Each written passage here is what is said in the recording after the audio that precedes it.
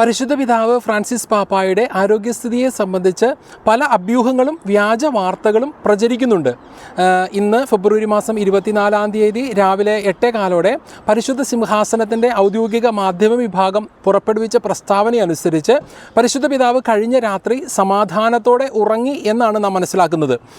കഴിഞ്ഞ 14-ാം തീയതി, അതായത് ഫെബ്രുവരി മാസം 14-ാം തീയതി കടുത്ത ബ്രോങ്കൈറ്റിസ് മൂലം അദ്ദേഹത്തെ റോമിലുള്ള ജെമല്ലി ആശുപത്രിയിൽ പ്രവേശിപ്പിച്ചതാണ്.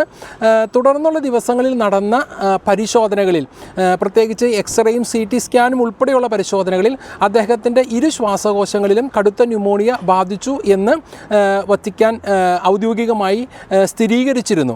തുടർന്ന് കഴിഞ്ഞ ദിവസങ്ങളിൽ അദ്ദേഹത്തിൻ്റെ ആരോഗ്യസ്ഥിതി കൂടുതൽ മോശമായി, ഗുരുതരമായി തുടരുന്നു എന്നുള്ള വാർത്തയാണ്, സ്ഥിരീകരണമാണ് ഈ ദിവസങ്ങളിലൊക്കെ വത്തിക്കാൻ നൽകുന്നത്.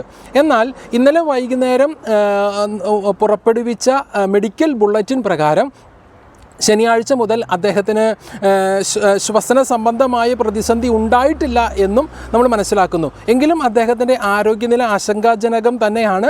ഇപ്പോഴും അപകടനില അദ്ദേഹം തരണം ചെയ്തിട്ടില്ല. അദ്ദേഹത്തിന് രക്തത്തിൽ ഹീമോഗ്ലോബിൻ്റെ അളവ് വർദ്ധിക്കുന്നതിന് വേണ്ടിയിട്ട് 2 യൂണിറ്റ് രക്തം അദ്ദേഹത്തിന് നൽകി എന്ന് ആശുപത്രി വൃത്തങ്ങൾ സ്ഥിരീകരിച്ചു. ശ്വസനം സുഗമമാക്കുന്നതിന് വേണ്ടി ഓക്സിജൻ സപ്പോർട്ടിൽ തന്നെയാണ് ഇപ്പോഴും അദ്ദേഹം ഉള്ളത്. എങ്കിലും അദ്ദേഹം സന്തോഷവാനാണെന്നും അതുപോലെ തന്നെ ഈ ദിവസങ്ങളിലൊക്കെ അദ്ദേഹം പരിശുദ്ധ കുർബാന സ്വീകരിക്കുന്നുണ്ട് എന്നും വത്തിക്കാൻ ഔദ്യോഗികമായി അറിയിക്കുന്നുണ്ട്. കഴിഞ്ഞ ദിവസം, ഇന്നലെ ഞായറാഴ്ച, അദ്ദേഹം ആശുപത്രിയിലെ തന്നെ പരിചരിക്കുന്ന ഡോക്ടേഴ്സും അതുപോലെ തന്നെ നഴ്സസും ഉൾപ്പെടെയുള്ള തന്നെ പരിചരിക്കുന്നവരോടൊപ്പം ആശുപത്രിയിലെ തൻ്റെ മുറിയിൽ പരിശുദ്ധ കുർബാനയിൽ പങ്കെടുത്തു എന്നുള്ള വാർത്തയും വത്തിക്കാൻ പുറപ്പെടുവിച്ചു. ഈ സാഹചര്യത്തിൽ വ്യാജ വാർത്തകളിൽ നിന്ന് പരമാവധി അകന്നു നിൽക്കാനായിട്ട് പ്രത്യേകം ശ്രദ്ധിക്കുക. പരിശുദ്ധ പിതാവിന് വേണ്ടി ലോകം മുഴുവനുമുള്ള മനുഷ്യർ പ്രാർത്ഥിച്ചുകൊണ്ടിരിക്കുകയാണ്. അദ്ദേഹം കത്തോലിക്ക സഭയുടെ പരമാധ്യക്ഷൻ എന്നതിനോടൊപ്പം അദ്ദേഹം ലോകം ആദരിക്കുന്ന ഒരു ആധ്യാത്മിക നേതാവ് കൂടിയാണ്. അക്കാരണത്താൽ തന്നെ ലോകമാധ്യമങ്ങൾ അദ്ദേഹത്തിൻ്റെ ആരോഗ്യസ്ഥിതിയെക്കുറിച്ച് ശ്രദ്ധാലുക്കളാണ്. ലോകം മുഴുവൻ അദ്ദേഹം ആരോഗ്യത്തോടെ വത്തിക്കാനിലേക്ക് തൻ്റെ താമസ സ്ഥലമായ കാസ സാന്ത മാർത്തയിലേക്ക് തിരിച്ചു വരുന്നത് കാത്തിരിക്കുകയാണ്. വത്തിക്കാനിൽ സെയിൻറ്റ് പീറ്റേഴ്സ് ചതുരത്തിൽ നമ്മൾ കാണുന്നത് അദ്ദേഹത്തിന് വേണ്ടി ജപമാല ചൊല്ലിയും ത്യാഗപൂർവം കുരിശിൻ്റെ വഴിയൊക്കെ നടത്തി പ്രാർത്ഥിക്കുന്ന മനുഷ്യരെ വത്തിക്കാൻ സെയിൻറ്റ് പീറ്റേഴ്സ് ചതുരത്തിൽ നമുക്ക് കാണാൻ സാധിക്കും.